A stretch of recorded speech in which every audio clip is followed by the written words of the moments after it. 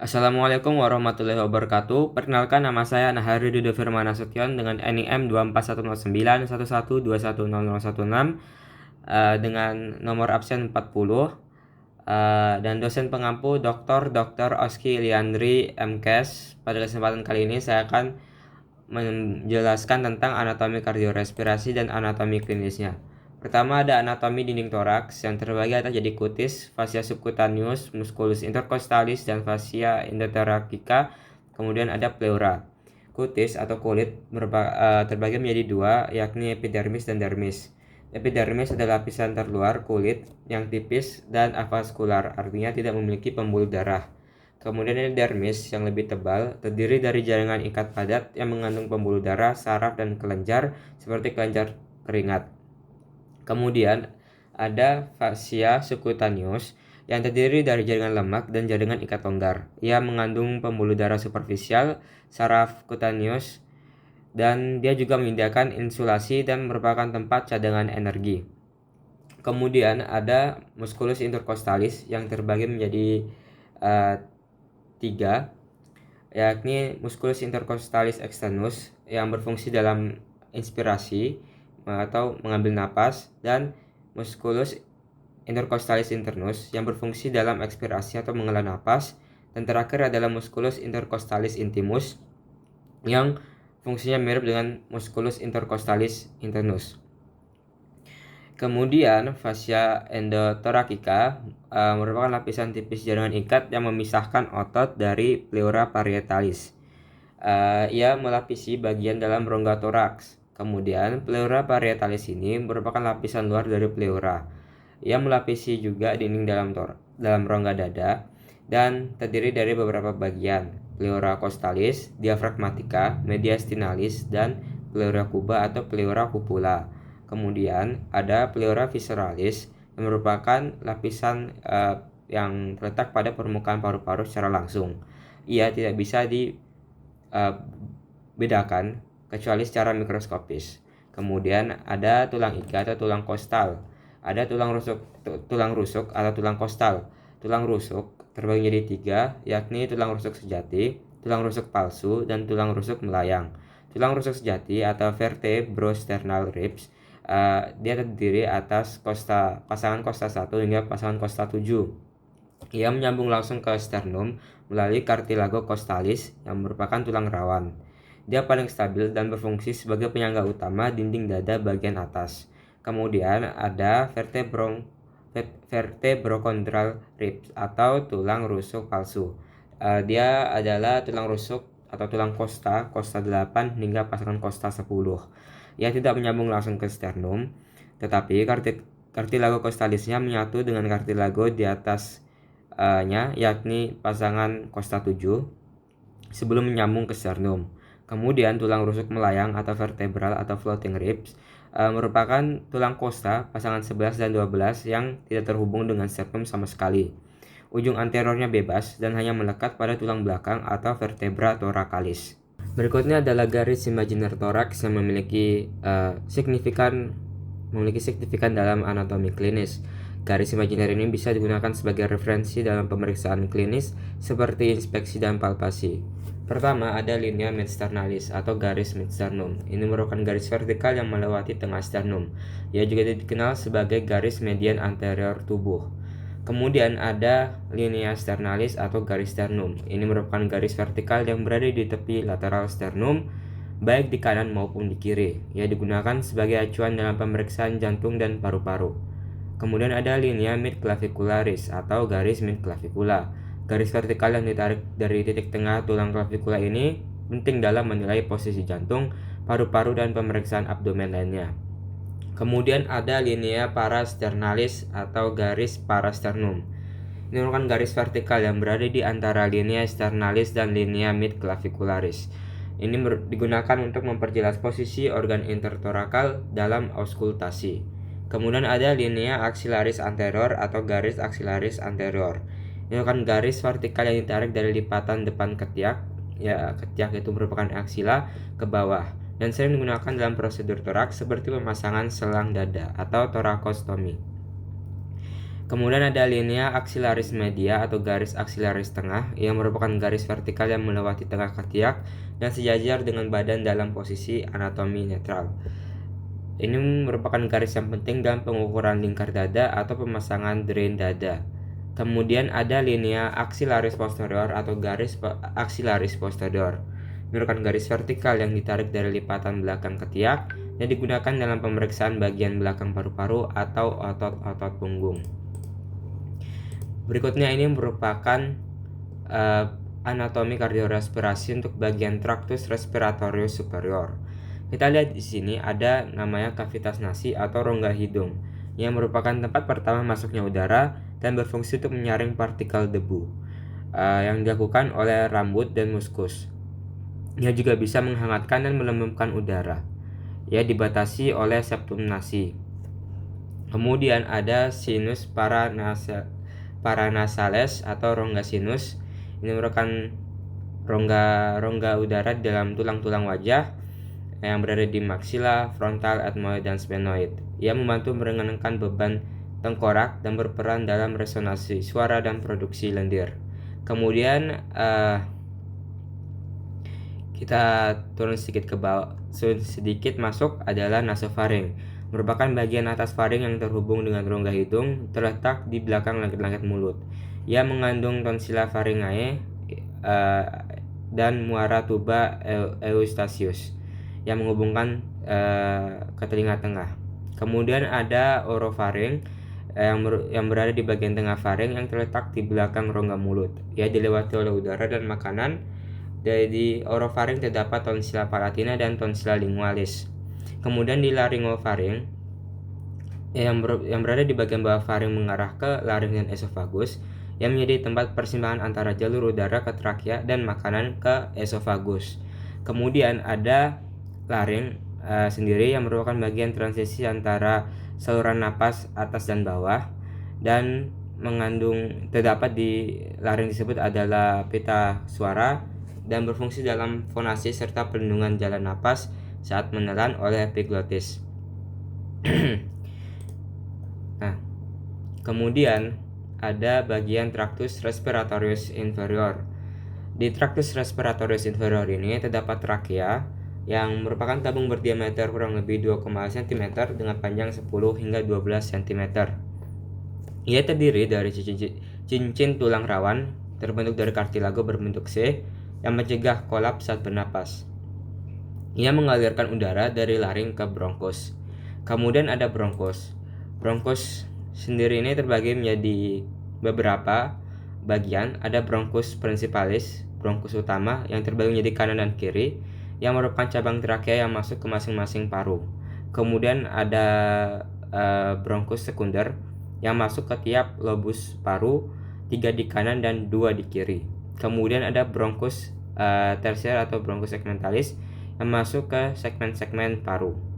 Kemudian kelanjutan dari bronkus adalah bronchiolus, merupakan cabang lebih kecil dari bronkus dan tidak memiliki tulang rawan. Bronchiolus ini terbagi menjadi 2. Ada bronchiolus terminal yang membawa udara ke bronchiolus respiratorius dan di ujungnya yakni bronchiolus respiratorius yang menjadi tempat awal terjadinya pertukaran gas karena di bronchiolus respiratorius ini sudah ada alveolus. Kemudian di alveolus ini ada ductus alveolaris dan alveoli. Nah, ductus alveolaris ini merupakan saluran yang membawa udara ke alveoli. Kemudian alveoli ini merupakan kantung udara kecil di paru-paru yang menjadi tempat pertukaran gas terjadi di antara udara dan darah di dalam paru-paru. Dinding alveoli ini sangat tipis dan dikelilingi oleh kapiler darah. Nah, berpindah lagi ke bagian paru. Di paru ini ada beberapa bagian, contohnya seperti margo, yakni tepi. Ini ada 3. Ada margo anterior, tepi depan paru. Kemudian ada margo inferior, dan ada margo posterior. Untuk margo anterior pada paru kiri terdapat incisura cardiaca atau lekukan yang akibat terdapatnya jantung yang dekat dengan paru bagian kiri. Kemudian ada facies atau permukaan paru-paru. Ada facies costalis, yakni permukaan luar paru yang menempel ke dinding dada. dan dia cenderung mengikuti bentuk rongga toraks. Kemudian ada facies mediastinalis yang menghadap ke mediastinum atau ruang antara paru-paru yang merupakan tempat hilum dan impresio jantung, yakni lekukan karena jantung, mirip dengan insisural cardiaca tersebut. Kemudian ada facies diafragmatica, yakni permukaan bawah paru yang menempel ke diafragma. Ia cengkung dan mengikuti bentuk kubah diafragma. Kemudian ada hilum pulmonalis. Dia merupakan daerah tempat struktur masuk dan keluar paru-paru seperti struktur bronkus, arteri pulmonalis, vena pulmonalis, pembuluh limfa, dan saraf. Ia terletak di permukaan mediastinalis. Kemudian di paru juga ada apex dan basis. Nah, apex dan basis paru atau apex dan basis pulmonalis ini, ya ini pertama adalah apex pulmonalis ini merupakan artinya puncak. Dia adalah bagian paling atas paru-paru, melewati sedikit di atas tingkat tulang kostal pertama dan terletak di bawah otot leher atau otot musculus canalis anterior dan cupula pleura. Kemudian ada basis pulmonalis atau dasar paru. Dia berada di permukaan bawah paru yang menempel pada diafragma dan merupakan bagian terdalam dari facies diafragmatica. Bagi pembuluh darahan dan pesarafan, vaskularisasi dan inervasi paru, pertama ada arteri pulmonalis yang berfungsi untuk membawa darah yang kaya karbon dioksida dari jantung menuju paru-paru untuk pertukaran gas. Kemudian ada vena pulmonalis yang merupakan pembuluh darah yang mengalirkan darah dari kapiler paru, dan di situ akan terjadi pertukaran gas yang setelah menjadi teroksigenasi atau kaya oksigen, dia akan dibawa kembali ke jantung. Jadi vena pulmonalis ini membawa darah dari paru kembali ke jantung, tepatnya ke atrium kiri. Kemudian ada arteri bronkial yang memiliki fungsi untuk memberikan suplai darah ke jaringan paru seperti bronchus, bronchiolus, dan pleura. Kemudian ada vena bronkial yang membawa darah dari struktur-struktur dalam paru tersebut ke sistem peredaran darah. Kemudian ada nervus vagus atau saraf vagus yang merupakan bagian dari sistem saraf parasimpatis yang mengatur aktivasi otot polos di dinding bronkus dan membantu dalam vasodilatasi atau pelebaran pembuluh darah. Ia mengontrol frekuensi pernapasan. Kemudian ada sistem saraf simpatik yang menginervasi paru. Ia berfungsi dalam respon fight to flight atau lawan atau lari. Dia meningkatkan bronkodilатasi atau pelebaran bronkus dan peningkatan laju pernapasan. Kemudian ada saraf interkostal. Saraf interkostal ini berfungsi untuk mengontrol otot-otot di sekitar dinding dada dan pergerakan tulang rusuk dengan otot tersebut yang penting dalam proses pernapasan. Kemudian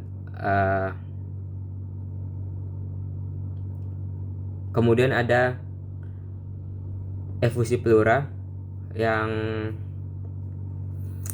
merupakan penumpukan cairan berlebih dalam rongga pleura sehingga paru-paru tertekan atau kolap parsial sehingga mengganggu pernapasan.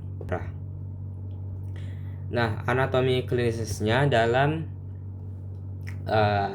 anatomi untuk bagian sistem pernapasan ini ada pertama di mukosa hidung, yakni terjadinya rinitis atau inflamasi sehingga terjadi pembengkakan dan produksi lendir. Ini untuk traktus respiratorio superior.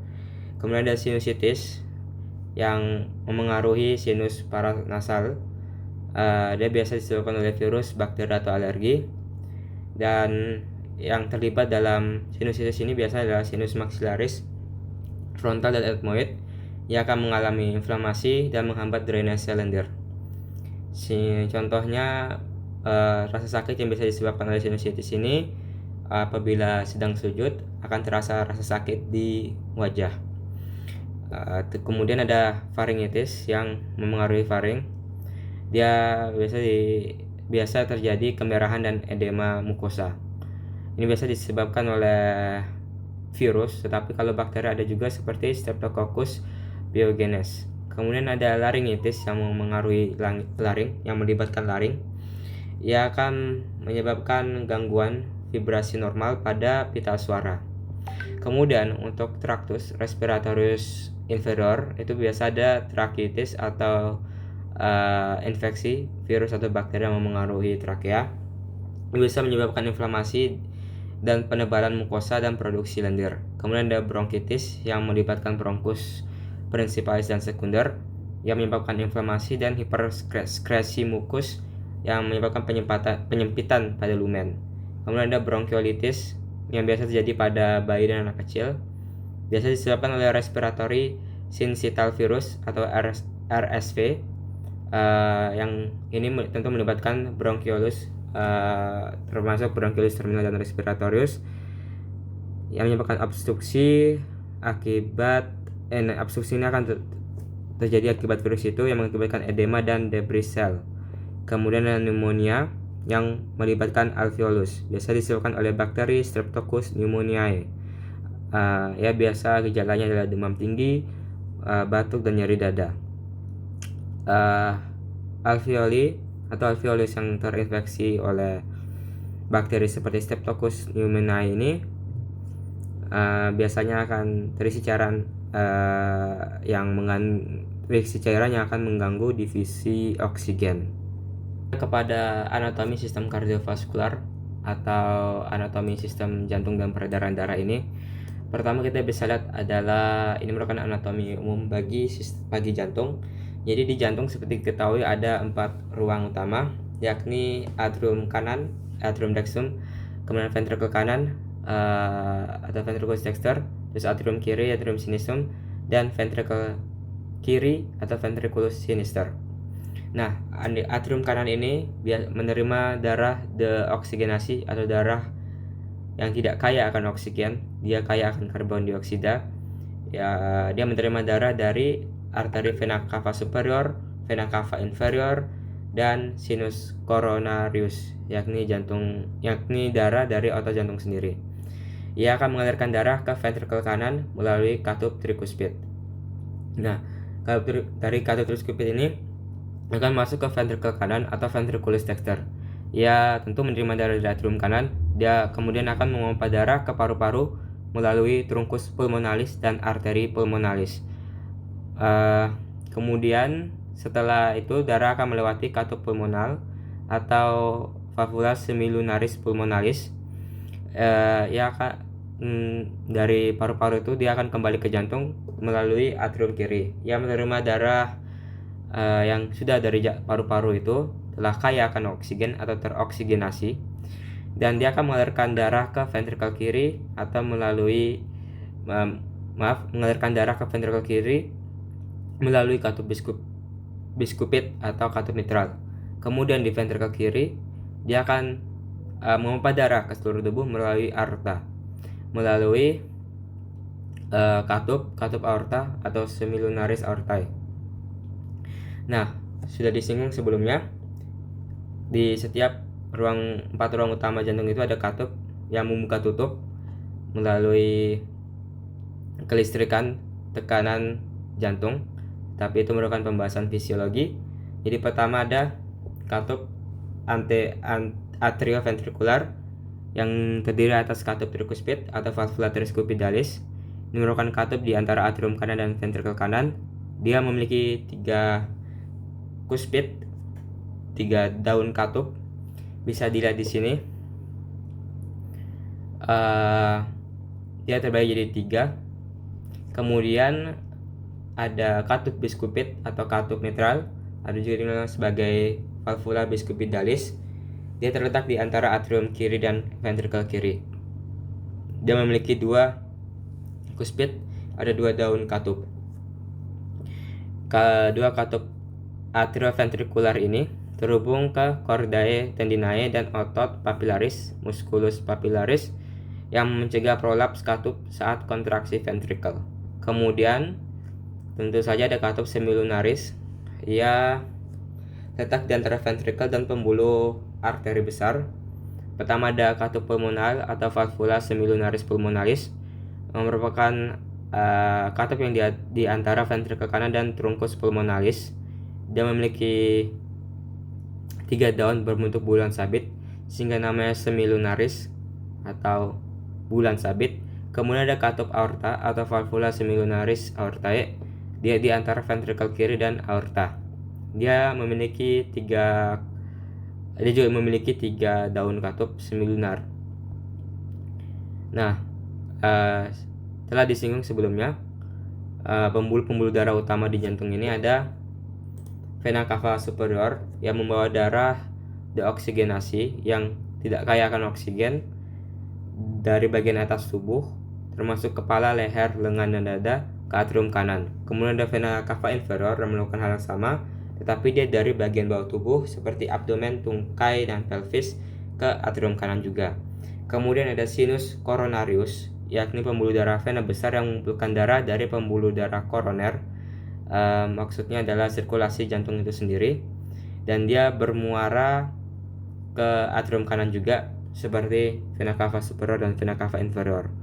Kemudian ada vena pulmonalis yang terletak di kanan dan kiri yang membawa darah kaya oksigen dari paru-paru ke atrium kiri. Kemudian ada arteri yang membawa darah dari jantung keluar ke sistem peredaran darah tubuh. Pertama ada arteri pulmonalis yang sudah disinggung sebelumnya. Dia membawa darah yang tidak kaya akan oksigen, darah deoksigenasi dari ventrikel kanan ke paru-paru untuk pertukaran gas. Ia berasal dari trunkus pulmonalis yang nanti akan berjabang menjadi arteri pulmonalis kanan dan arteri pulmonalis kiri. Kemudian aorta, yakni pembuluh darah terbesar di tubuh. Dia membawa darah teroksigenasi dari ventrikel kiri ke seluruh tubuh. Nah, aorta ini terbagi menjadi beberapa bagian. Ada aorta ascendens, arcus aorta, dan aorta descendens. Arcus aorta ini nanti kita bisa lihat di ini yang tiga besar ini di lengkung aorta ini. Ada arteri subclavia, ada trunkus brachiocephalicus, dan arteri carotis communis yang bagian kiri. Jadi ini arteri subclavia kiri dan arteri communis carotis kiri. Nah, arteri subclavia ini dari aorta dan dari trunkus brachiocephalicus. Karena trunkus brachiocephalicus ini akan terbagi lagi dia akan bercabang menjadi dua, yakni arteri subclavia kanan dan arteri carotid communis kanan. Kemudian nanti ada dari arteri subclavia ini akan arteri axillaris yang berada di daerah katiak. Dia akan berlanjut ke arteri brachialis yang di lengan bagian atas, dan ini merupakan signifikan klinisnya adalah dia biasa digunakan sebagai tempat pengukuran tekanan darah. Dia akan bercabang di bagian siku menjadi arteri radialis di sisi lateral yang sejajar dengan ibu jari, dan arteri ulnaris. Arteri radialis ini memiliki signifikan klinis sebagai tempat perabaan untuk denyut nadi untuk mengukur heart rate. Kemudian ada vena utama di tangan ini ada namanya vena savica yang terletak superficial dan berada di sisi lateral ibu jari. Biasa digunakan untuk akses vena, biasanya untuk infus. Kemudian ada vena basilica yang juga terletak superficial. Dia terletak di sisi medial jari kelingking. Jadi dia kebalikan dari arteri ulnaris. Kemudian ada vena mediana cubiti yang merupakan vena penghubung antara vena cephalica dan vena basilica di area siku. Dia merupakan lokasi pengambilan darah atau venopungsi. Kemudian ada vena brachialis yang berjalan bersama dengan arteri brachialis, dan ada vena subclavia yang mengalirkan darah dari ekstremitas atas ke jantung melalui vena cava superior. Kemudian kalau di bagian kaki ada arteri iliaca externa yang merupakan cabang dari arteri iliaca communis. Dia akan masuk paha dan menjadi arteri femoralis yang merupakan arteri utama paha. Dia juga dapat diraba seperti arteri brachialis untuk tekanan darah. Kemudian ada arteri poplitea yang merupakan lanjutan dari arteri femoralis setelah melewati fossa poplitea atau belakang lutut. Kemudian dia akan berlanjut menjadi arteri tibialis anterior yang berada di sisi depan. Dia akan menuju ke punggung kaki. Kemudian ada arteri tibialis posterior, dia akan bercabang ke telapak kaki. Terus ada juga arteri fibularis yang merupakan cabang dari arteri tibialis posterior. Kemudian vena utama di kaki ada vena savena magna, ia terletak superficial di sisi medial bagian dalam kaki dan sering digunakan untuk operasi bypass jantung. Kemudian ada vena savena parva yang merupakan vena superficial di sisi posterior lateral betis. Kemudian ada vena femoralis yang merupakan vena dalam utama di paha yang mengalirkan darah ke vena iliaca. Nah, terus ada vena popliteal yang berada di belakang lutut. Dia merupakan lanjutan dari vena tibialis. Kemudian ada vena tibialis anterior dan posterior yang mengikuti arteri dengan nama yang sama. Setelah itu, untuk anatomi klinisnya ada beberapa struktur anatomi yang bisa dicermati. Pertama ada penyakit jantung koroner yang merupakan penyempitan atau sumbatan arteri koroner sehingga menyebabkan iskemia miokardium, dan biasa dapat menyebabkan nyeri dada atau infark miokard. Ini memengaruhi arteri koroner. Kemudian seperti tadi disinggung, infark miokard ini memengaruhi miokardium. Infark miokard juga dikenal sebagai serangan jantung. Miokardium ini juga terpengaruhi oleh penyakit kardiomiopati yang dapat menyebabkan gagal jantung.